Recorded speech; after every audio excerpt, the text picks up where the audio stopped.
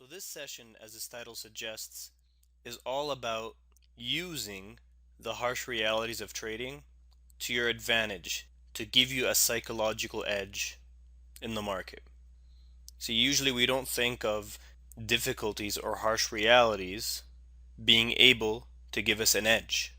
But this session is all about flipping things around and thinking a bit outside of the box to give ourselves an edge when it comes to trading psychology. And its origins actually come from the world of sports. Several years ago, I read a book called Golf is Not a Game of Perfect. And that book had a huge impact on me and my trading psychology. Now, I don't know if you've ever played the game of golf, but for those of you who have, you'll surely see the great similarities between it and trading.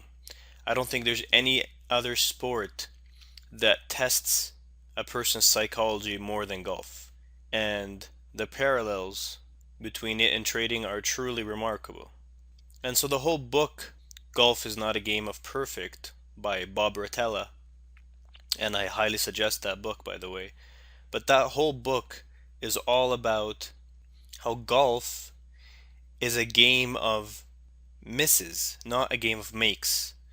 I.e., because golf is such a difficult sport, even the greatest golfers in the world will very often have shots that go completely off track and end up in the middle of the woods or in the sand or in other very tough situations, maybe in the water at key moments.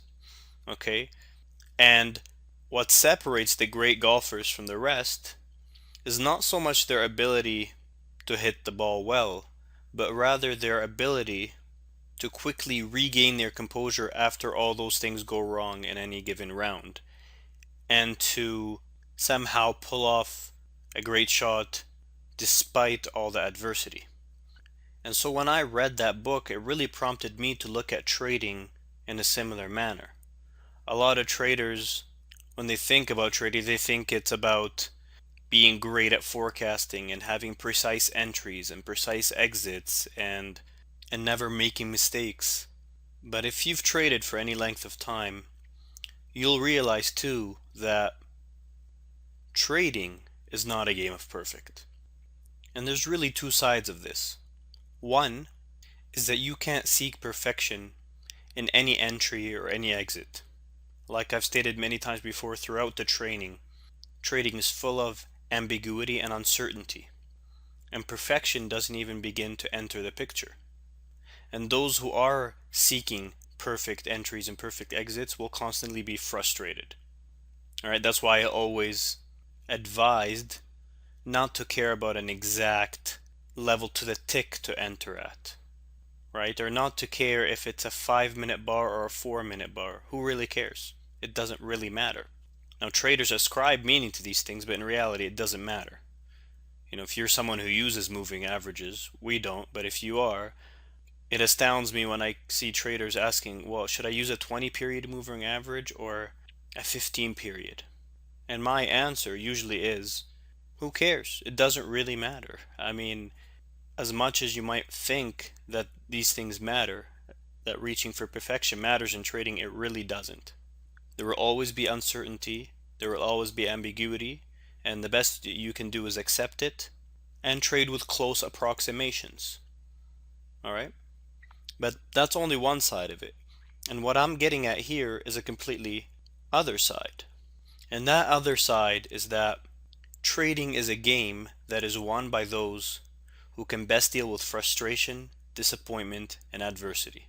Alright, think about that for a moment. If trading is not a game of perfect, then by default, it's a game that includes frustration, adversity, disappointment.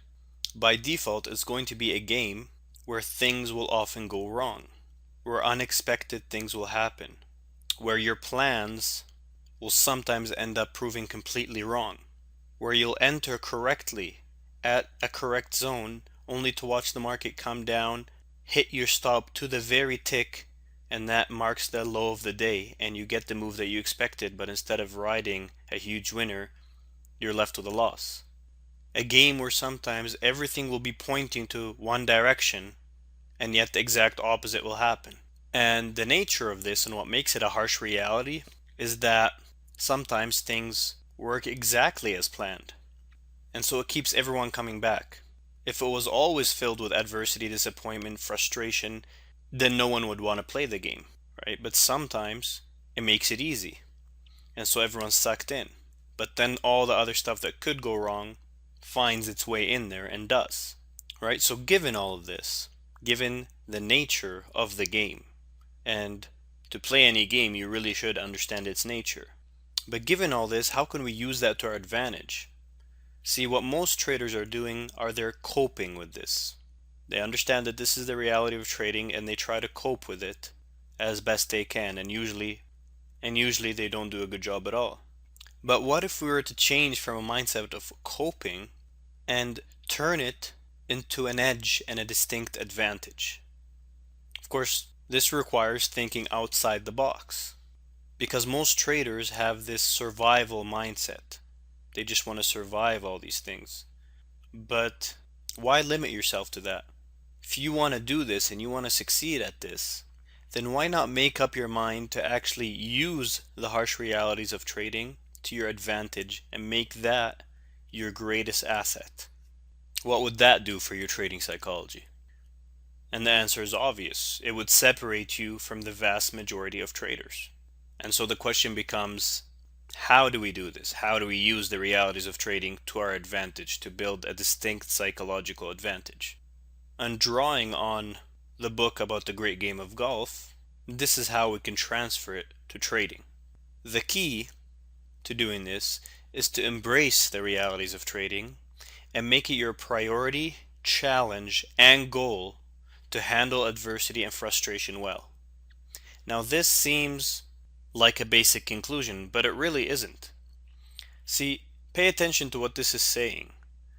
Most traders, they know that trading is full of harsh realities, but their main goal and priority is to cope with it. What I'm saying here is to actually make your main goal and priority to thrive on it. Okay? To actually embrace it and make it your largest source of pride to be able to deal with it well. Judge and rate yourself based on how great you deal with it. And even though this might seem like a subtle change, trust me, it makes a huge difference. If you recall from the last session on confidence, I shared with you a personal message that I use and I read every day before I trade to put me in the correct state of mind. Well, that message is all about this. It embraces the realities of trading, okay? And it makes it a priority to be great at dealing with it. And when I mean priority, I mean imagine that you had one main purpose, right? If you think back about a couple thousand years ago in Roman times, let's say, the knights had the great purpose of protecting the king, and they were willing to give their lives to that, and that was the thing that dominated their thoughts, and that was their greatest motivation, and that's why they were so incredible. And when a person is moved by a deep sense of purpose, great things are possible. So what I'm saying here is to make it your purpose and priority to deal well with adversity and frustration. Okay? And how do we practically do that? What does this actually mean on a practical level? Well, what it means is to proactively prepare for it. Okay, so let me give you a picture, so to say, of the difference having this mindset has when you go into trading.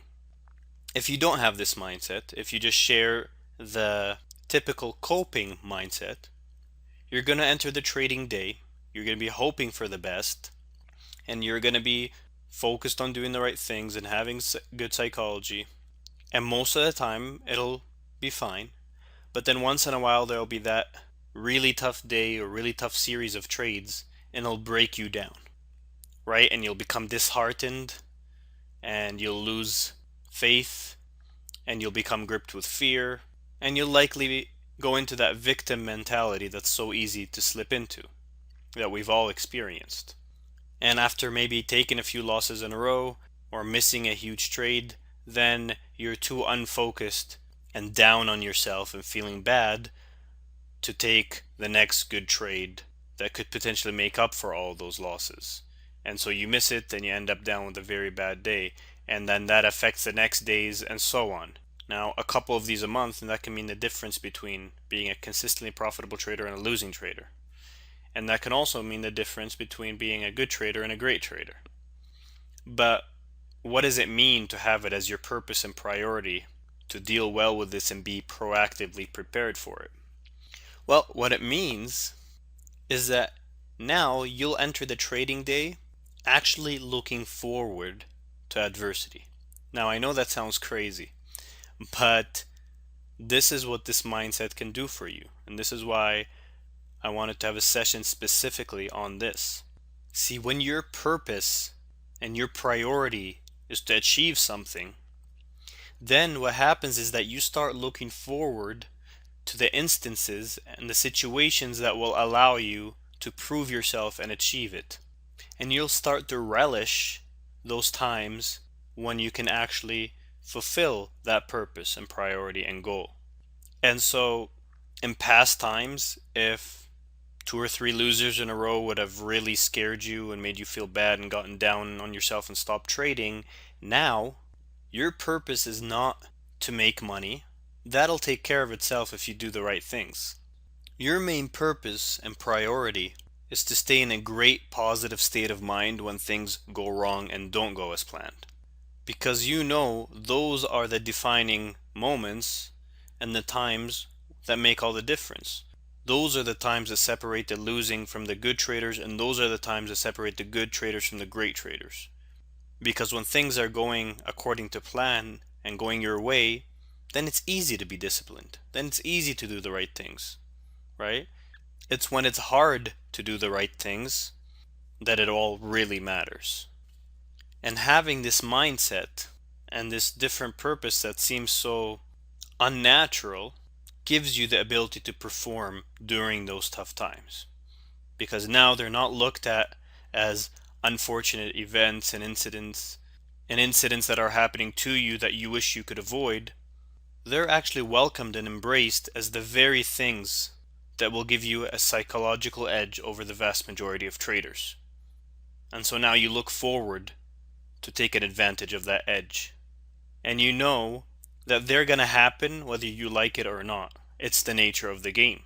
So instead of just dealing and coping with them, why not embrace them, look forward to them, and make that your defining characteristic? Make that the very thing that sets you apart as a trader. And if you can do that, trust me, you're going to be head and shoulders above the rest. Is it simple? Yes. Is it easy? No. But who said easy is what will make you money? And so the best way to do this, like anything else, is to practice it. Practice thinking thoughts like this. Practice taking on this mindset and attitude. And the more you practice, the better you'll get at it. And trust me, the prize at the end is very, very worth it.